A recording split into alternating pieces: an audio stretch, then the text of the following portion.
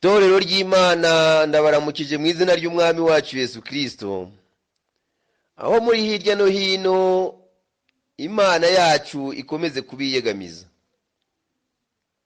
Ndahiriwe Jean Dora pe mbifurije ko ibiganza by'Imana byakomeza kubabumbatira. Nifuje kandi gufatanya namwe iri jambo riboneka mu gitabo cyo Kuva dusanga mu gice cya 34 turasoma umurongo wa 12 dusimbuke dusome n'umurongo wa 15. Haranditse hati, wirinde ntuzasezerane isezerano na bene igihugu ujamo rye kuba nk'umutego hagati muri mwe. Wirinde gusezerana isezerano na bene igihugu kugira ngo ubwo bazatambira ibigirwamana basambana hatazagira ukurarika ukarya ku ntonorano ye.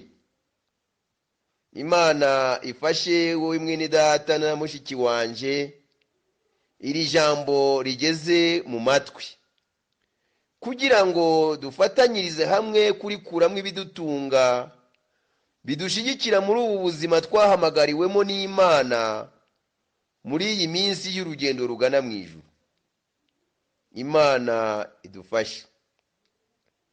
Bene data bashiki banje, ndagira ngo dutekereze kuri ibi, ko mu mugambi w'Imana wo kugira abantu bayitirirwa itigeze yifuza ko bakwivanga cyangwa ngo bifatanye n'abanyamahanga batayizera, kuko yabonaga byazabatera kwifatanya nabo mu gusayisha bakarunda umuriro ubuzima bwabo mu bibi byabo, ntibashobore kwikonora no kwigobotora muri byo.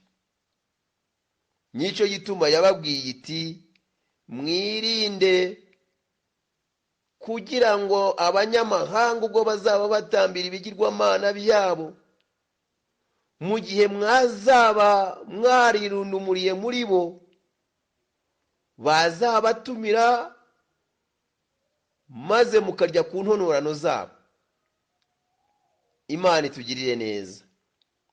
Ibi bintu Imana yakunze kubyiyama cyane ubwoko bwayo, ibereka ko byazabaviramo ingaruka zo guhumanya ubuzima bwabo bwiza Imana yabahamagariye. Pawulo nawe niko yabibonye, maze mu gihe yandikiraga Abakorinto urwandiko rwa 2 igice cya 6 umurongo wa 14 arabihanangiriza agira ati, ntimwifatanye n'abatizera mudahwanye. Mbese gukiranuka no gukiranirwa byafatanya bite? Cyangwa umucyo n'umwijima byabana bite? Bakundwa b'Imana,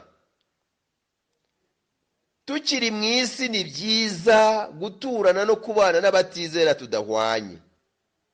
Ni byiza kubana nabo, ariko tukazirikana ko impamvu cyangwa akamaro kabyo ari kandi Yesu Kristo yagaragaje mu butumwa bwiza bwanditswe na Matayo mu gice cya 5 umurongo wa 13 kugeza wa 16, aho yagaragaje ko turi umunyu n'umucyo by'isi, dufite inshingano zo kuyibamo nk'amatara amurikira abatizera bari mu mwijima no kuyiryoshya, bityo tukaba duhari kubwo kubahiriza no gushyira mu bikorwa izi nshingano.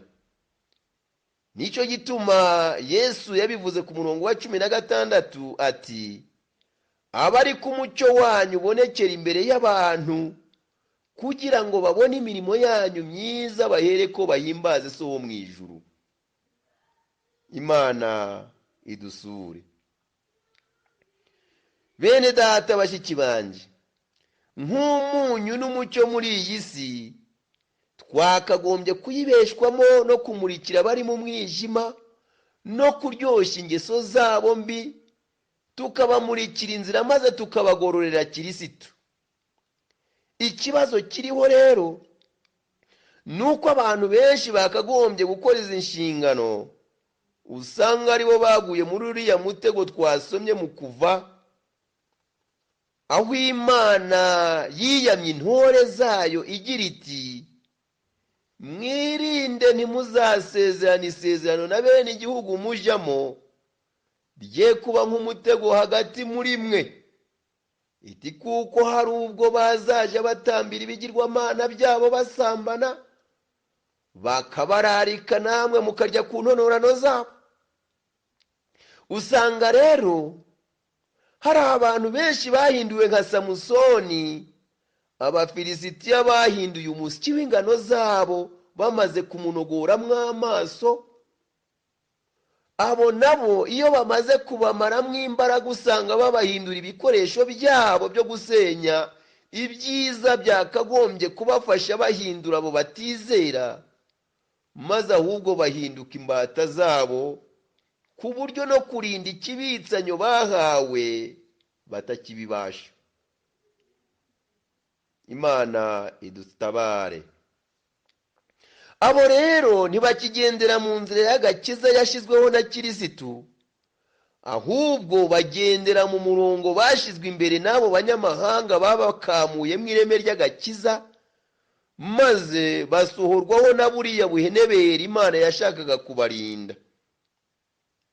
Kandi ko kwishishoje bene data, usanga hari abamaze kurya ku ntonorano, aho kwamamaza ibyiza by'agakiza bakagenda bamamaza ibyabo banyamahanga ko ari byo byiza, bagasebya umucyo w'itorero wakagombye kubamurikira.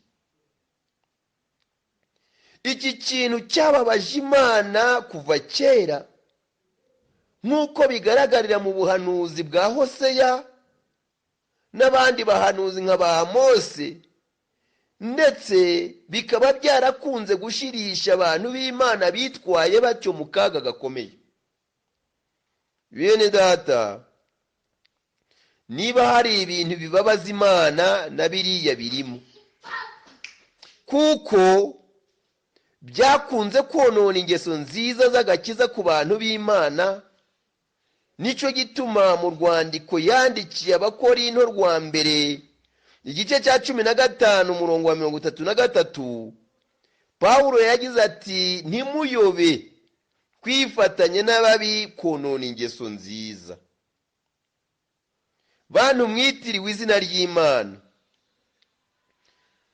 ntimuyobe, ntimugomba kuyoba ngo mwirengagize ko kwisanisha n'abatizera konona ingeso nziza. Ntimugomba kubyirengagiza. Ntimwirengagize yuko kwirundumurira mu mico no myifatire y'abatizera mugasayisha konona ingeso nziza. Nimuhe Imana yacu agaciro namwe mukihe, mugahe n'itorero ryababyaje ubutumwa bw'ijambo rizima rya Kirisitu. Ntimwifatanye n'abatizera mudahwanye, kandi mwirinde ko babanogoramwo amaso areba kure, ya yandi atuma mumenya gutandukanya ibyera n'ibihumanye. Mbese gukiranuka no gukiranirwa koko byafatanya bite? Cyangwa umucyo n'umwijima byabana bite bene data? Byahurira hehe? Ni mucyo dushyira imbere Imana yacu, aba ariyo twisunga kuko ari ifite imbaraga zihagije rwose. Niyo yonyine ibeshyaho, niyo yica igakiza, niyo ifite urufunguzo ikinga ntihagire ukingura, yakingura ntihagire ukinga. Imana ibahe gutekereza kuri aya magambo, kandi bahe kuyabyazamo umusaruro mwiza wagirira umumaro ubuzima bwanyu muri iki gihe cya none. Imana ibahe umugisha. Reka dusenga Imana.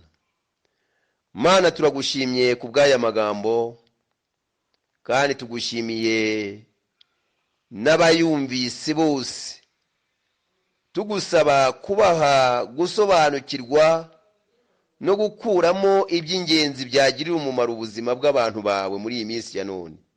Muri uru rugendo rugana mu ijuru, ijambo ryawe rikomeze kumurikira abantu bose bafite inzara n'inyota byo kubona ubugingo buhoraho. Tubisabanye ukwizera mu izina rya Yesu, amen.